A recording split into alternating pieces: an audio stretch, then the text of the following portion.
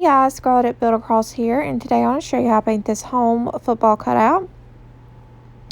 I've gone in first and base coated my H and my E in the color rustic red, and I went in with cobalt blue for my M, chocolate for my football, and now that everything's dry, I'm going in with a little bit of the color fluff and just a small like number 6 round to do these little stripes on my football.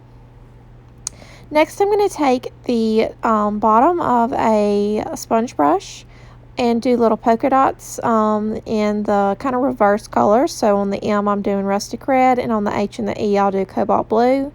And this is one of the easiest ways to make polka dots because it's pretty much your perfect polka dot every single time. And then after that, I'm just going to dip a number 4 round into a little bit of the color putty. And I'm just going to highlight my football. I really love to highlight the footballs with putty. I just feel like it kind of gives it kind of like a rustic look. And it's so cute. And that's it. You could personalize this by adding a name or a number on the football.